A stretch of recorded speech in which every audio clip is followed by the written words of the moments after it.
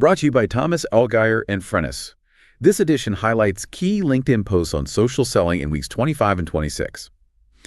Frennis supports clients with identifying target attendees for events, crafting outreach that cuts through the noise, and driving qualified registrations through strategic LinkedIn engagement. You can find more info in the description. So imagine spending hours, right, just crafting the perfect B2B post on your company page. Yeah. You get approval from legal, you polish the graphic, hit publish, and then, well, you realize the algorithm basically considers it invisible. Yeah, totally invisible. Right. So what if, like, everything we know about LinkedIn marketing right now is just completely backward? Well, looking at the stack of data we've got for today's deep dive, I mean, that's exactly what's happening. If you pull apart the insights from just these last 2 weeks, a really urgent narrative emerges. Urgently shifting away from the old ways, yeah. Exactly. B2B LinkedIn it's no longer just a corporate publishing channel. The platform has totally rewired itself into this highly strategic, human-led revenue operating system. A revenue operating system. Uh-huh. I love that framing. Yeah. So today, we're going to break down how you can stop posting into the void and start engineering actual pipeline. Which is what everyone actually wants, right? Yeah, exactly. But before you can, advocate or sell on this platform, you have to have a foundation. And a lot of professionals, they still treat their LinkedIn profile as a digital CV. Oh, completely. Just a timeline of past jobs. Right. But Deepika K. and Fizana Mod have been super vocal lately about why this mindset is just killing conversion rates.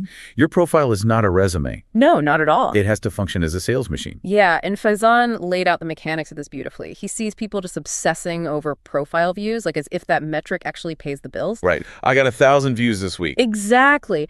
But a profile view is literally just a curious click. It means nothing if a visitor lands there and finds zero conversion path. Like, the fatal flaw most people make is focusing entirely on their job title. They just boldly proclaim, I'm an account executive at XYZ Corp. Which means absolutely nothing to a buyer, like zero. Right. Buyers are looking for solutions to specific problems, not, your HR designation. I always think of it like an analogy. Treat your profile like a storefront on a really busy digital street. Oh, that's a good way to look at it. Yeah, and Faizan is basically saying most people just put a bunch of mannequins in the window. And that's your resume, your past job titles. But there's no door. No way to get in. Exactly. No cash register, no clear instructions on how to actually do business with you. So if a buyer can't figure out how to walk inside, they just keep walking. Then they keep walking fast, too. Jarek Gray and Rion Rezo both chimed in on this specific dynamic, and they argued that you have to make what you do idiot-proof, like within 3 seconds. 3 seconds, that's it. That is the entire cognitive window you have before a buyer just bounces. If they have to scroll down to your experience section just to figure out who you help, you've already lost them. Wow. But structurally, there's actually a hard-coded reason for that 3-second rule, isn't there? Yeah, there is. Jonathan Levy shared this fascinating data on how the platform's search engine parses your profile. LinkedIn's algorithm actually indexes your headline at 5 times the weight of any other field on your profile. 5 times. That is massive. Right. So every single character in that headline is a high-value keyword opportunity to rank for your ideal buyer. So it acts as this primary signal to the search architecture. Exactly. But here's the wild part. We aren't just optimizing for LinkedIn's internal search anymore.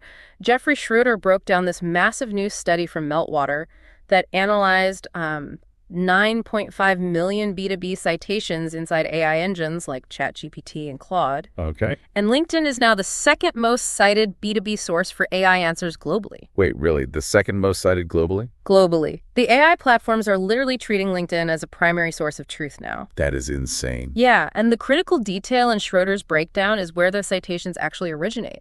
75% of them come from individual personal profiles answering specific questions. Not the company pages. No. Not from polished corporate company pages at all. The AI models are bypassing all that corporate fluff and pulling direct insights from human beings. Okay, wait. I have to pause and push back on that a little bit, though. Go for it. Because if you're a seller or a founder listening to this deep dive right now, how on earth do you balance that? Like, you're writing for a web scraper that's hunting for data, but you still need to write for a human buyer who needs to feel an emotional connection. Right. You don't want to sound like a machine. Exactly. It feels like the fastest route to producing just robotic, keyword-stuffed SEO trash. Yeah, that is the paradox most marketers fear, honestly.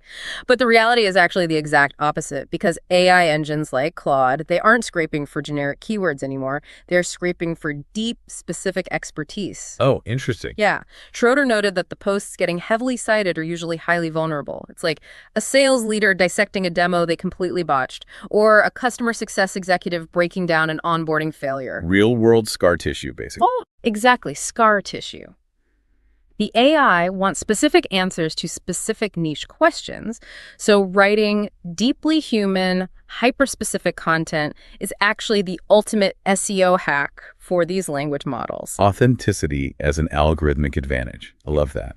And, speaking of authenticity, Jason Log threw out a really sharp warning about faking it. Oh, the AI images. Yes, he zeroed in on those hyper-realistic AI-generated images people keep attaching to their posts. The glowing neon handshakes or like the perfect robots in suits. So cheesy. So cheesy. And he argues it actively destroys your credibility. Well, the psychology behind that is brutal, but it's totally true. Yeah. When a buyer scrolls past an AI-generated image, their brain just registers a lack of effort. Right, like you didn't even try. Exactly. The perceived value of that content just drops to zero instantly. Yeah. It signals to the prospect, hey, I didn't care enough to put real thought into this post, so why should you care enough to read it? Yeah, if you train your audience to expect low-effort visuals, they just stopping. They scroll right past. Spot on. So, okay, we've optimized your profile to be this high-converting store window. We're using real human expertise.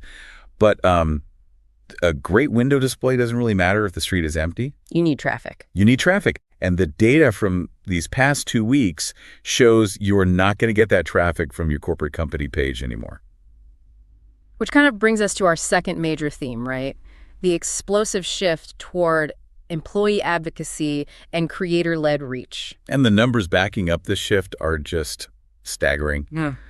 Steph Late and Richard Vanderbloom ran this massive analysis, and they found that only 7% of company pages actually grew last year. 7%. That's bleak. It is. And Richard pointed out this metric anomaly that tricks a lot of marketers.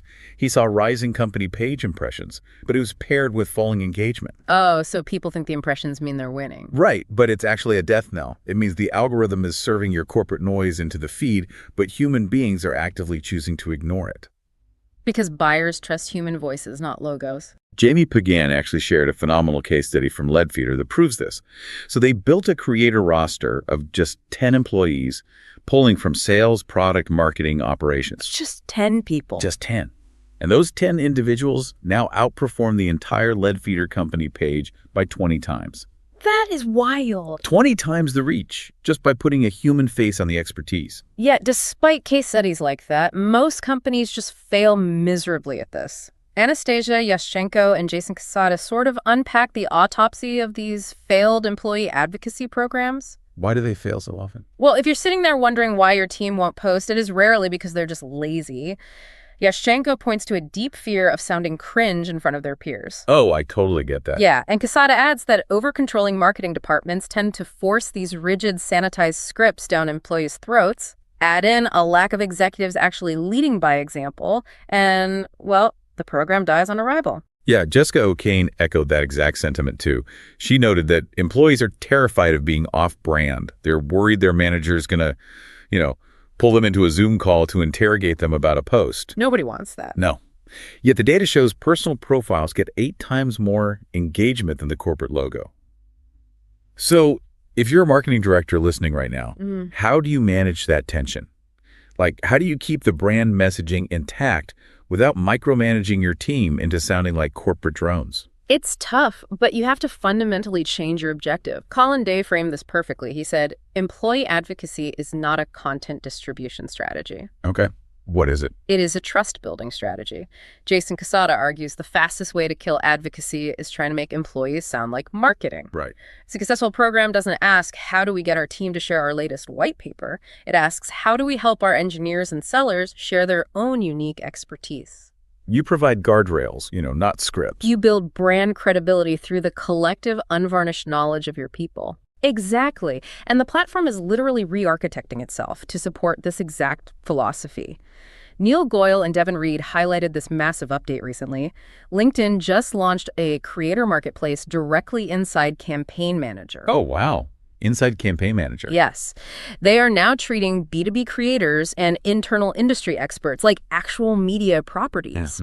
Brands can just search for individual creators by niche, like, say, cybersecurity or B2B SaaS, and partner with them right inside the platform. That is a huge shift. And we're seeing that same philosophy in the new collaborative posts feature too, right? The one Cosmina Coleman and Marcus Bader were analyzing. Yeah, the one that allows two distinct authors to share a single post. Right, effectively cross-pollinating their networks. They did. But Cosmina actually offered a very sharp warning about how this will inevitably be ruined by lazy marketers. Oh, let me guess. A CEO and a company page co-authoring a press release about like a minor software update. Precisely. If you use it to echo boring PR, the algorithm will just bury it. The raw power of collaborative posts is in the network effects of two completely different audiences. Right, like two human audiences. Yeah. Imagine a consultant co-authoring a post with a client to share an unfiltered case study. Or, a brilliant product engineer co-authoring with a corporate page. It injects human proof into the corporate feed. Which is exactly what we were talking about. Yeah. Okay, so let's tie this all together. We have the optimized profile acting as our conversion storefront, right? Yeah. And we've got employees and creators driving massive, authentic foot traffic. The traffic is flowing. It's flowing. But traffic doesn't make payroll. No, it does not. How do sales teams actually capture this attention and turn it into booked meetings? That brings us to our final theme, social selling and revenue discipline. Yeah, this is the missing link for most organizations. Because you can generate all the reach in the world, but without the discipline to capture it, you're really just an influencer, not a business. True. And the biggest trap here is vanity metrics. Mike Adam and Zaid Syed Ali took direct aim at the social selling index, the SSI score. Oh, I see people bragging about their SSI scores all the time. Yeah. Hitting a 75 and posting a screenshot. Yeah, which is wildly misleading. Mike pointed out that SSI is purely an activity metric. It measures how often you connect, engage, and complete your profile. But it doesn't measure revenue. Exactly. You can easily click your way to an SSI of 75 and have an entirely empty sales pipeline. The algorithm rewards the activity, sure, but your bank account doesn't. The only KPIs that actually matter are conversations initiated, meetings booked, and deals influenced. And that requires completely rethinking what good engagement actually looks like. Yeah. Miles Kreiner and Ima Hasicevic explored this heavy tension between virality and intent. Oh, this was fascinating. It really was. Ima shared a story about hitting nearly 500,000 impressions on a single post. 500,000 views. Most marketers would be popping champagne for that. Oh, absolutely. But if those 500,000 people fall completely outside your ideal customer profile, it's just useless noise. It means absolutely nothing to your pipeline. Right. Ima and Miles noted that real intent signals are much quieter than a viral count. What do they look like then? Well, real intent looks like repeat profile views from a director of IT. It looks like a prospect saving your post to reference it later during a vendor evaluation. Or it looks like someone sending your post in a direct message to a colleague. Which means your content has just penetrated an internal company Slack channel or an email chain. Exactly. Disha Shukla actually captured that dynamic perfectly. She wrote, interest is loud, intent is quiet. Ooh, that's good. Isn't it? Buyers do not announce that they're ready to purchase with a megaphone.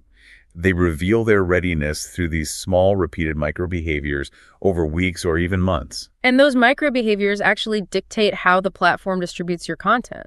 Adam Noor highlighted a metric that LinkedIn doesn't even show on our dashboards. Dwell time. Yes, dwell time. Let's unpack dwell time, because it's basically the invisible engine of the feed. Think about how LinkedIn generates revenue. They sell advertising based on keeping human eyeballs on the screen, right? So if someone clicks like on your post in half a second, just keep scrolling, LinkedIn didn't capture any real attention. But if your post makes a user stop, expand the text, and read for, say, 45 seconds, the algorithm really takes notice. Which is exactly how Noor explained it. The algorithm realizes you are holding the buyer's focus, which serves LinkedIn's ad model. So it will distribute a post with high dwell time far more aggressively than a post with 100 rapid-fire likes, but only 3 seconds of actual reading time. Right. So if we know buyers are quietly reading, saving, and dwelling on our content, what does this mean for the sales rep who's actually tasked with reaching out? It changes everything. It does. Because the old playbook for LinkedIn outreach was basically firing a shotgun into a pitch-black room. Reps were blasting high-volume, 200-word direct messages to complete strangers, just aggressively pitching software features. And burning their territory in the process. Totally burning it. The modern approach is much more like tracking footprints in wet cement. I don't like that. You monitor those quiet intent signals, the saves, the dwell time, the profile views, and then you engage with surgical precision.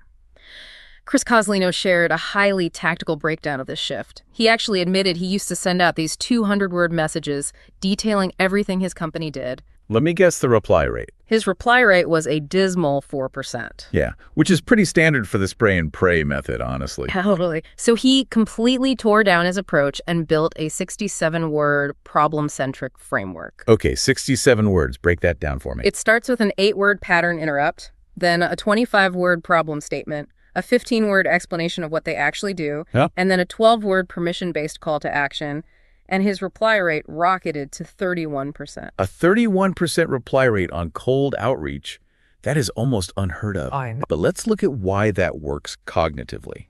The 8-word pattern interrupt, that breaks the buyer's mental schema. They expect a pitch, and you give them something disarming. Exactly. And then the 25-word problem statement proves you actually understand their daily friction. You aren't pitching a tool, you're diagnosing a pain. Yes. And that 12-word permission-based call to action, asking if they are open to a chat rather than demanding 15 minutes on their calendar, it just lowers their defensive shields. It respects the buyer's intelligence. And when you combine that tight messaging with the human-led reach we discussed earlier, the compounding effect is massive. Well, I bet. Manny McEwen and Anthony Natoli detailed these multi-touch plays that are driving huge pipeline right now. Mandy shared that by combining a strategic profile visit, an email, and a human-sounding LinkedIn DM, they are seeing an 11.87% reply rate. Because you're manufacturing human familiarity before the pitch ever lands.